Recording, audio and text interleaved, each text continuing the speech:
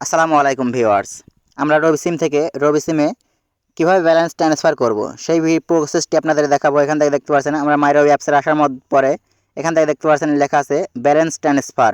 আপনারা simply balance ট্রান্সফারে click করবেন এবং এখান থেকে দেখতে পাচ্ছেন একটি বৈধ রবি নাম্বার লিখুন এবং ট্রান্সফারের অ্যামাউন্ট আপনারা কত টাকা আপনার অ্যামাউন্টটি কত আছে সেই অ্যামাউন্ট থেকে আপনারা অবশ্যই ৫ টাকা কম দিয়ে সেই ব্যালেন্সটি ট্রান্সফার করতে যাবেন।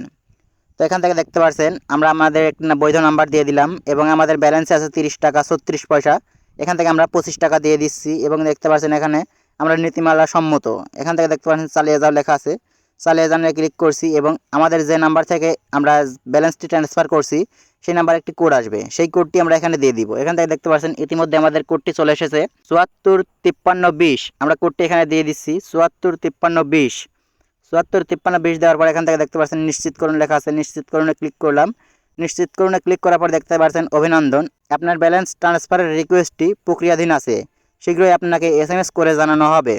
তো আমরা কিছুক্ষণের মধ্যেই আমাদের ব্যালেন্স যে ট্রান্সফার হয়েছে সেই মেসেজটি চলে আসবে এবং আমাদের ব্যালেন্সটি ট্রান্সফার হয়ে যাবে। তো আমরা মেসেজ আসা পর্যন্ত অপেক্ষা করছি। দেখতে পাচ্ছেন আমাদের ব্যালেন্সটি ট্রান্সফার হয়ে গেছে। এখান থেকে দেখতে পাচ্ছেন ইতিমধ্যে আমাদের মেসেজটি চলে এসেছে।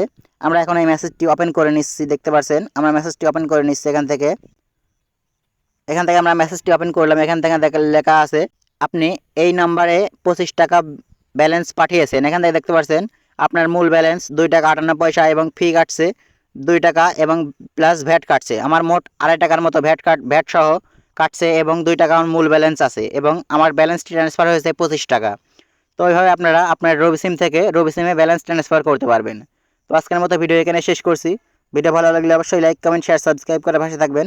দেখা হবে পরবর্তী কোনো ভিডিওতে। আজকের মতো এখানে বিদায় নিচ্ছি। আল্লাহ হাফেজ।